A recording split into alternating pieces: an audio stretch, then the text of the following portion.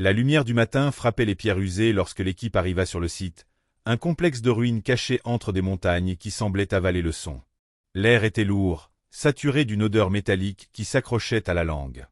La docteure Aller Mendes, l'archéologue responsable, remarqua un détail inhabituel dès qu'elle entra dans le périmètre. Des outils de fouille jetés n'importe où, des cartes déchirées sous une fine couche de sable, comme si les travailleurs avaient fui quelque chose d'invisible.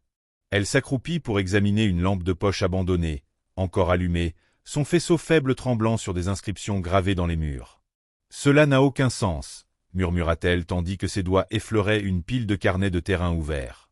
Les notes étaient frénétiques, écrites dans un mélange de portugais, de latin et de quelque chose qui ressemblait au sumérien, mais les pages suivantes étaient vierges, comme si l'auteur avait été interrompu en plein milieu d'une pensée. L'un des étudiants, un jeune homme pâle aux lunettes épaisses, l'appela depuis une chambre adjacente.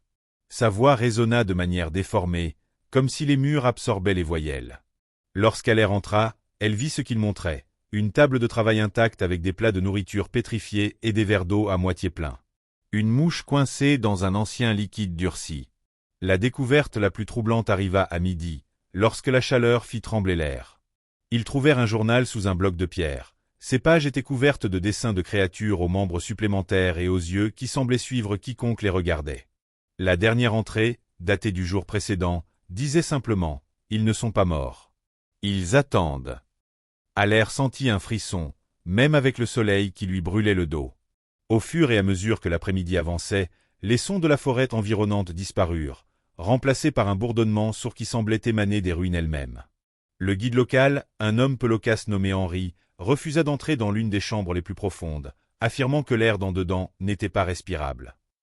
Lorsqu'on le questionna, il détourna le regard et mentionna les histoires de sa tribu sur un dieu qui dormait sous terre et se réveillait lorsque les humains fouillaient trop dans le passé. Aller rit nerveusement et continua. La chambre était plus froide, et les murs brillaient d'une substance visqueuse, comme si l'endroit saignait.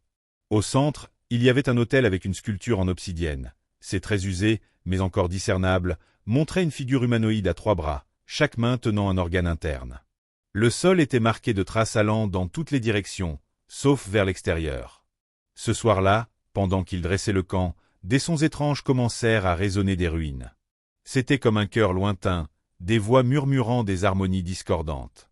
Aller essaya d'enregistrer le phénomène, mais l'équipement ne captait que des parasites. L'un des étudiants, terrifié, jura avoir vu des ombres se déplacer entre les colonnes, des figures hautes et minces qui disparaissaient lorsqu'elles étaient focalisées. Henri, assis à la lisière du groupe, mâchait des herbes amères et répétait « Vous n'auriez pas dû venir ». Vers minuit, Aller décida d'explorer seul. Sa lampe de poche tremblait dans sa main alors qu'elle s'aventurait dans les chambres intérieures. Dans une petite salle, elle trouva quelque chose qui lui glaça le sang. Des dizaines de dessins sur les murs faits avec le même pigment phosphorescent que les autres zones, montrant des figures humaines se fondant dans les murs, leur corps se transformant en pierre. Au centre, une flaque de substance noire bouillonnait lentement, exhalant des vapeurs qui lui brûlaient les yeux. Elle s'approcha hypnotisée, puis entendit une voix pas avec ses oreilles, mais à l'intérieur de sa tête, une cacophonie de murmures dans des langues mortes, toutes disant la même chose, compléter le cycle. Lorsqu'elle essaya de reculer, ses jambes ne lui obéirent pas.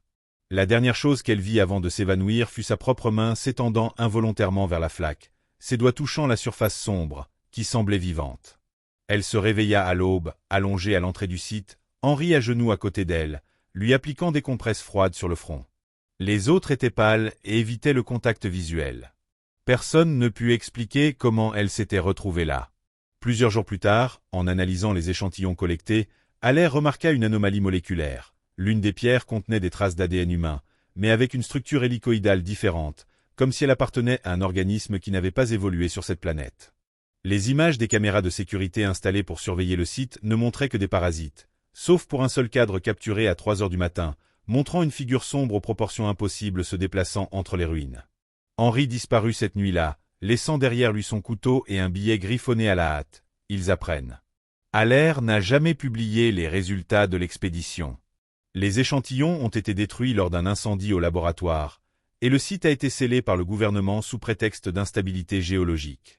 Des années plus tard, sur son lit de mort, elle murmura à l'infirmière. « Avez-vous déjà ressenti une présence étrange en vous, quelque chose qui ne vous appartient pas ?» L'infirmière attribua cela à la démence, mais sur la table de nuit se trouvait un petit flacon de liquide noir, volé à cette flaque, et un dessin jauni montrant une figure à 3 bras souriante. L'équipe partit à l'aube, mais le silence entre eux était lourd, comme s'ils partageaient un secret qu'ils n'osaient pas nommer. Allaire gardait les yeux rivés sur la route de terre, essayant de ne pas penser au flacon caché dans son sac à dos. Le liquide noir bouillonnait même à l'intérieur du récipient scellé, et sa peau démangeait là où ses doigts avaient touché la flaque. À côté d'elle, l'étudiant aux lunettes épaisses, Damian, murmurait des nombres incohérents, comptant les jours depuis leur entrée sur le site. 27, répétait-il, bien qu'il n'y ait passé que 15 jours. Henri n'était pas dans le camion. Personne ne demanda où il était. Les jours passèrent, et les premiers symptômes apparurent lors de l'analyse des artefacts dans le laboratoire improvisé. Allaire remarqua que ses ongles poussaient en spirale, comme s'ils étaient faits de quartz. Damian vomissait une substance noire chaque matin, mais insistait qu'il était en bonne santé. La troisième membre de l'équipe, une biologiste nommée Julia, commença à éviter les miroirs. Lorsqu'Allaire la confronta, elle murmura « Mon visage ne me ressemble plus ». En fait, ce n'était pas seulement le visage. Ses mains avaient 6 doigts, mais personne ne le commenta. La peur de confirmer ce qui se passait les maintenait dans une complicité morbide. Une semaine plus tard, le gouvernement isola la zone. Des hommes en costume noir confisquèrent les registres, invoquant un intérêt national. Allaire négocia pour garder le flacon, arguant qu'il ne s'agissait que d'eau contaminée. Ils le permirent, mais l'un des agents la regarda avec des yeux qui ne clignaient pas, et elle sut qu'il avait aussi le liquide en lui. Ce soir-là, Damian disparut. Ils trouvèrent son carnet dans la chambre d'hôtel, des pages griffonnées d'équations mêlant physique quantique et mythologie aztèque. La dernière note disait « Le temps n'est pas une ligne. C'est un organe ». Julia fut la suivante. Elle commença à parler des langues mortes pendant son sommeil, sa voix résonnant comme si elle provenait d'un puits profond. Un matin, Allaire la trouva dans les toilettes, entrant dans le désespoir pour révéler une deuxième couche de peau en dessous, translucide et pulsante. « Ils nous réécrivent », gémit Julia avant de s'effondrer. Allaire l'emmena à l'hôpital, mais les médecins ne virent rien d'anormal aux examens. Lorsqu'on les questionna sur les marques sombres sur son cou, Julia rit et dit « C'est juste ma veine qui apprend à chanter ». Seul, Allaire retourna au site abandonné. Les ruines étaient différentes. Les murs s'étaient réorganisés, formant des couloirs qui n'existaient pas auparavant. Elle suivit le bourdonnement, maintenant plus fort, presque musical.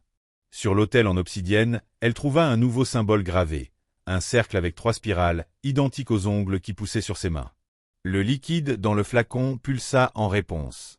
Lorsqu'elle le versa sur l'autel, le sol trembla et des voix murmurèrent son nom à l'unisson. Une figure apparut sur le mur opposé, sculptée dans la pierre vivante, une femme à 3 bras, chaque main tenant un cœur. Le visage était le sien.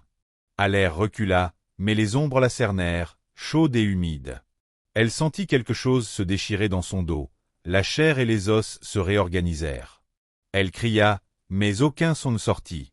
Sa vue s'obscurcit, et pendant un instant, elle vit à travers les yeux de la statue, à travers toutes les statues, à travers le temps. Elle comprit alors que le site n'était pas une ruine, mais une porte. Et eux, les archéologues, avaient été des clés involontaires. Avant de perdre connaissance, elle se souvint du billet de Henri, ils apprennent.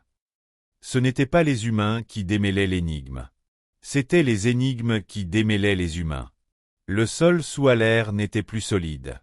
Ses cellules se désintégraient en particules qui dansaient au rythme du bourdonnement, se réorganisant en motifs qu'elle reconnaissait des dessins sur les murs. Son esprit, cependant, restait conscient, prisonnier d'un corps qui faisait maintenant partie du labyrinthe. Elle pouvait voir à travers les pierres, sentir le sang de la planète battre dans des veines de quartz, et dans chaque chambre, des fragments d'elle-même étaient éparpillés. Un doigt ici, un œil là, tous connectés par un réseau de racines lumineuses. L'autel en obsidienne était devenu son cœur, pompant le liquide noir à travers des tunnels s'étendant sur des kilomètres. Alors qu'elle se transformait, elle aperçut d'autres versions d'elle-même. Une Allaire à 3 bras gravant des symboles sur un mur il y a 1000 ans. Une autre avec des tentacules à la place des jambes enseignant des langues aux enfants d'une tribu disparue. La lumière du matin revint éclairer les ruines, mais c'était différent. Le ciel semblait plus sombre, comme si le soleil avait été englouti par un nuage d'ombre qui planait au-dessus du site.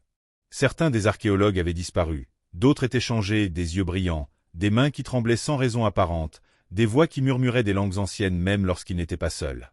La ville environnante commença à remarquer les symptômes. Des personnes avec des ongles en spirale, des mains avec des doigts supplémentaires, des rêves qui semblaient réels et des réalités qui semblaient des rêves. La paranoïa s'est répandue comme un virus silencieux. Le gouvernement ferma toutes les portes. Les ruines furent interdites, et toute tentative d'enquête fut punie d'emprisonnement ou de disparition. Mais ce qui se trouvait à l'intérieur du site ne pouvait pas être contenu. Les corps qui y étaient entrés n'étaient plus entièrement humains, et quelque chose en eux commençait à grandir, à s'étendre, à communiquer. C'était comme si le temps avait perdu son sens, et le passé, le présent et le futur n'étaient que des parties d'un seul cycle, se répétant à l'infini.